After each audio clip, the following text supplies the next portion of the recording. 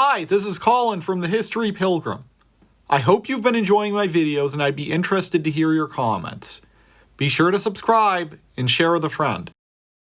Japan, a nation famed for its technological progress and resourceful energy strategies, has long relied on nuclear power as a cornerstone of its energy production.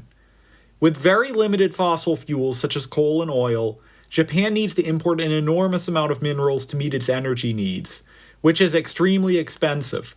The Japanese government was supportive of switching to nuclear power as its main energy source as a way to produce cheap and abundant electricity while driving down carbon emissions.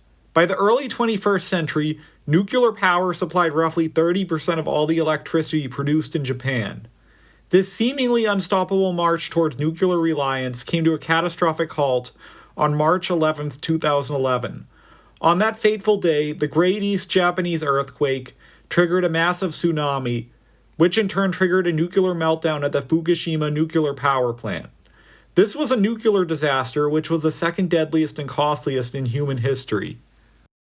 The rapid industrial growth after World War II created a massive demand for electricity. With limited domestic reserves of coal, oil, and natural gas, nuclear power seemed the way to go. The Japanese government heavily invested in nuclear energy. By the 1990s, Japan had built one of the largest fleets of nuclear reactors of any nation on Earth.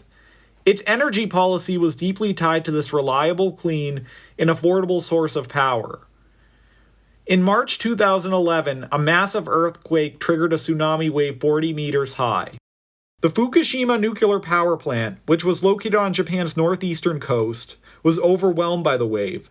The disaster disabled the plant's cooling systems, which led to catastrophic failures. 3 reactor cores melted, releasing massive amounts of radioactive material into the air, soil, and sea. Over 100,000 people were forced to evacuate from their homes, many of them to never return. The Tokyo Electric Power Company, the operator of the plant, faced widespread criticism for the lack of preparation for the disaster. The economic costs were equally staggering. The cleanup costs and decommission efforts are expected to take decades and cost hundreds of billions of dollars. Industries in the region were paralyzed. Agriculture, fisheries, and tourism suffered from fears of contamination. In the aftermath of the disaster, all 54 of the nuclear reactors in Japan were taken off the line for safety inspections. The abrupt shutdown of these facilities, which supplied over 30% of the nation's electricity supply, created an immediate energy shortfall. To supplement this, Japan began to import oil, coal, and natural gas. This surge in fuel imports led to a massive trade deficit. Between 2011 and 2014, Japan's trade balance swayed sharply into negative territory for the first time in decades.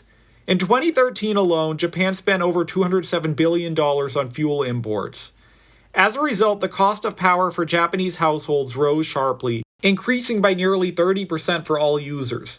This higher energy cost eroded the strength of Japanese manufacturers, namely in energy-intensive industries like automotive and steel production. In the wake of the nuclear shutdown, Japan launched nationwide campaigns to promote energy efficiency and conservation. Known as Setsuden, these efforts have encouraged businesses and households to reduce energy consumption through means like using energy-efficient appliances and shifting industrial operations to off-peak hours. Despite widespread disapproval, the Japanese government has begun to restart some nuclear reactors. The government views nuclear power as needed for the nation's power needs. However, protests continue to slow things down. As a result, regaining public trust after the Fukushima disaster has been no easy task. The story of Japan after the Fukushima disaster has been one of a nation forced to reimagine the energy future in the wake of a profound tragedy.